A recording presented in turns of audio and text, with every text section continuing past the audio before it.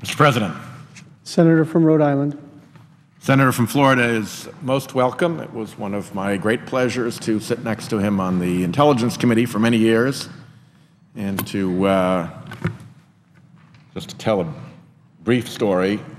Whenever Senator Nelson said, well, I'm just a country lawyer from Florida, everybody on the committee perked up because they had learned from experience that one of the more withering and devastating cross-examinations of the witness was about to ensue.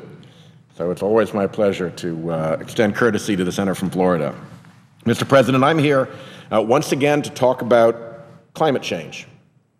Alarms are ringing, including the voices of the overwhelming majority of scientists, and indeed the voices of the overwhelming majority of Americans. But here in Congress, it's still time for us to wake up.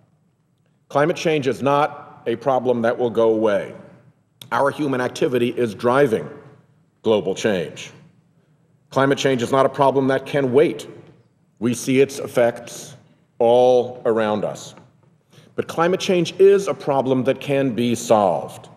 We can and we must leave a healthy environment and clean energy sources to our children and grandchildren. The missing piece is Congress. Congress is sleepwalking through history. It is time to wake up. The National Oceanic and Atmospheric Administration has confirmed that 2012 was the hottest year in the contiguous United States on record ever. And this one wasn't a close call. It did not come down to the wire. 2012 was a full degree Fahrenheit higher than the previous record year. A full degree Fahrenheit higher than the previous record year. Put that into context, because 1 degree may not sound like a lot, but when you average it across an entire year, it is a huge shift. The previous warmest U.S. year on record, 1998, was 4.2 degrees Fahrenheit warmer than the coldest year on record, 1917. You take the warmest year on record, 1998 until now, you take the coldest year on record, 1917, and the entire span between them is only 4.2 degrees Fahrenheit. So a full jump of a full degree in Fahrenheit in just 1 year, by the way, 2.1 degrees Fahrenheit over 2011, is a seriously big change. But we're just starting to heat up. The most optimistic estimate for the end of this century is a 2 degrees Fahrenheit increase. That's the most optimistic estimate. More likely scenarios, ones that assume continued current levels of greenhouse gas emissions, project for the continental United States an increase of between 4 and 10 degrees Fahrenheit. Worldwide last year was the 36th year in a row with an annual global temperature above the 20th century average. 36 straight years above average. In fact, the 12 years of this century, of the 21st century, 2000 to 2012, every single one of them is in the top 14 warmest global averages on record. 12 for 12, they're in the top 14 warmest global average years on record. Since 1970, global average temperature has increased more than 1/4 degree Fahrenheit every decade. As the vast majority of climate scientists have confirmed, natural climate forces alone simply do not explain this global temperature trend, nor do they explain regional temperature trends. They do not explain the land surface temperature trends. They do not explain the ocean surface temperature trends. Only models that include the greenhouse effect caused by carbon dioxide emissions explain these trends. And when I use the word explain, I use it in its scientific sense, i.e. establish a significantly statistically meaningful correlation between the two. The United States does a regular national climate assessment. The assessment is based on scientific peer-reviewed research and technical reports from top scientists at federal agencies like NOAA and NASA, the Departments of Agriculture and Energy, and the United States Geological Survey. Now, bear in mind that NASA scientists have just put a rover onto the surface of the planet Mars. These aren't people who get things very badly wrong. The recent draft assessment paints a clear picture of what is happening in America right now. It says, quote, U.S. average temperature has increased by about 1.5 degrees Fahrenheit since 1895. More than 80% of this increase has occurred since 1980. The most recent decade was the nation's hottest on record, end quote. The National Climate Assessment is also required by law to project what is to come. The draft assessment says, and I quote again, U.S. temperatures will continue to rise, with the next few decades projected to see another 2 degrees Fahrenheit to 4 degrees Fahrenheit of warming in most areas. The amount of warming by the end of the century is projected to correspond closely to the cumulative global emissions of greenhouse gases up to that time, roughly 5 degrees Fahrenheit to 10 degrees Fahrenheit, assuming continued increases in emissions. I represent the ocean state, Rhode Island. I see the new presiding officer, the new senior senator from Hawaii is presiding, and certainly he represents an ocean state too. So let's talk about oceans. Atmospheric warming brings sea level rise. And as global sea levels rise, storms, waves, and tides wash ever higher against the coast, putting our coastal infrastructure at greater and greater risk of storm surges, of flooding, and of erosion. 5 million Americans live within 4 feet of the high tide line. So it's not just us in Rhode Island, it's not just your folks in Hawaii, and it has real human consequences. Hurricane Sandy, I hope, reminded us of that. Already, sea level rise is up about 8 inches over the past century. Now, these changes are very evident to Rhode Islanders. We've been monitoring the ocean for centuries. Just outside Narragansett Bay, the crew of the Brenton Reef Lightship took nearly 22,000 ocean temperature measurements between 1878 and 1942. We've been at this a while. Alarmingly, the modern temperature record from points around Narragansett Bay shows that since the 1960s, the annual temperature in Narragansett Bay has increased about 4 degrees Fahrenheit. This has real-life effects, crushing our winter flounder fishery, for instance. Long-term data from the tide gauges in Newport, Rhode Island, show an increase in average sea level of nearly 10 inches since 1930. And the rate of sea level rise at Newport is accelerating too. In southern Rhode Island, local erosion rates doubled from 1990 to 2006. And some of our freshwater wetlands near the coast are already transitioning to salt marsh. Oceans warm and expand. Snow, glaciers, and ice caps melt into the sea. And sea level is projected to rise between 1 and 4 feet by the end of this century.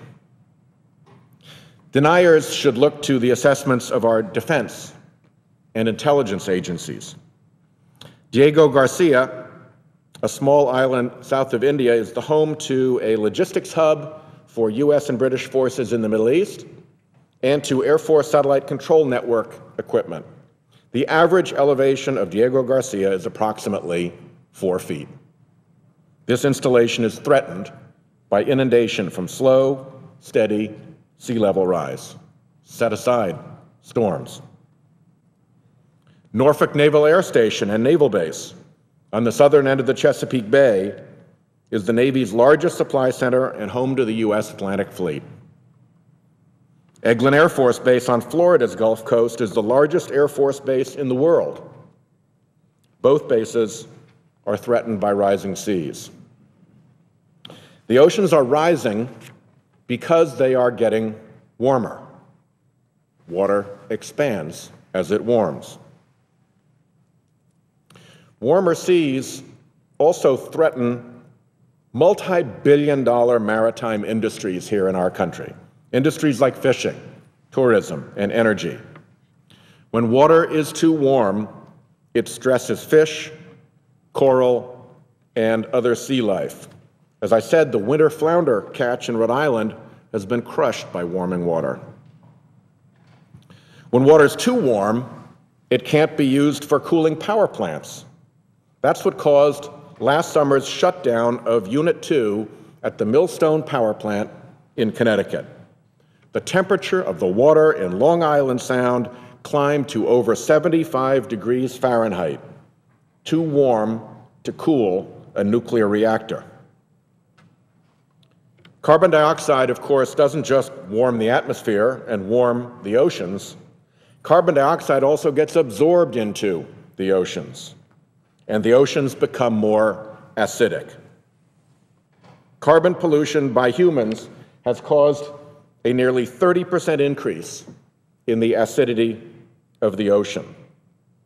And this ocean acidification is certainly caused by human activity.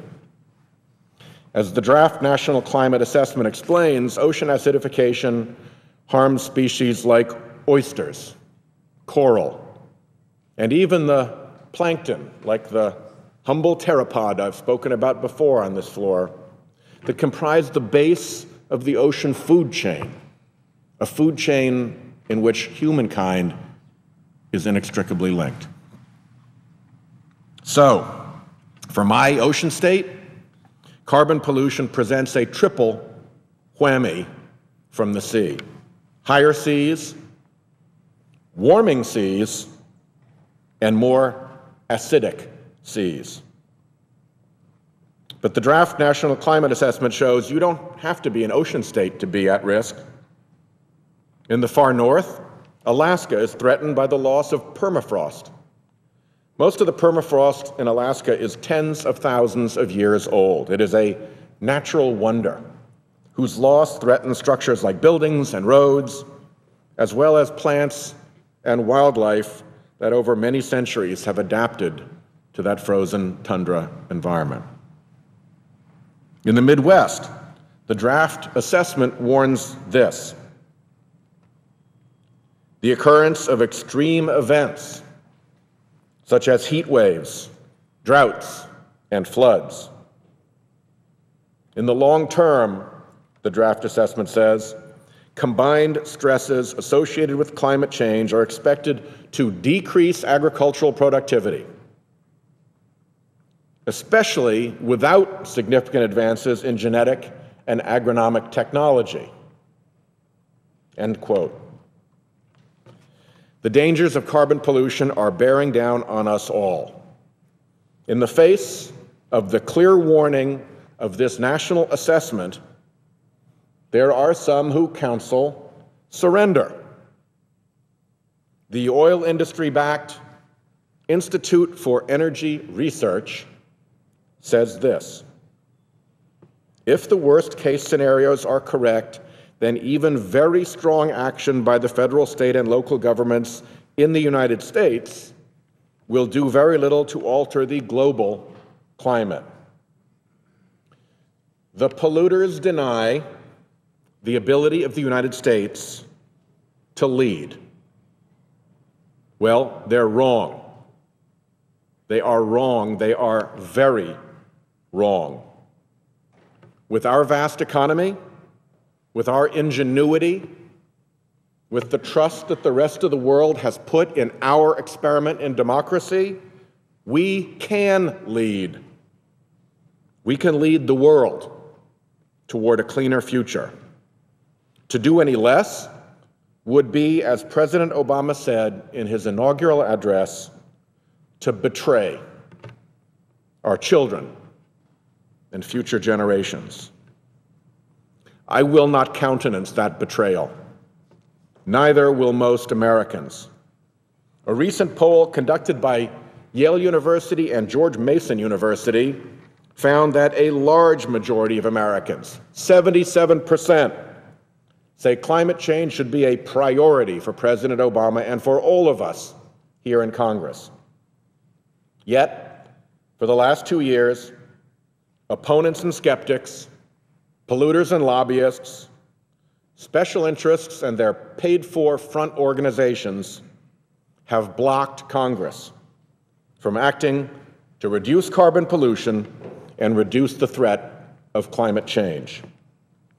So today, a very distinguished member of the House of Representatives who has worked on environmental issues for 38 years in this building, Representative Henry Waxman, and I announced the formation of a bicameral House and Senate climate change task force to fight back. We welcome all members of Congress, regardless of political party, who recognize the urgency of what is happening to our world all around us, and who feel a duty to our descendants. We intend to focus sufficient attention on what's happening in the world around us to at long last, reduce the carbon pollution that is causing it. Mr. President, it's time to wake up.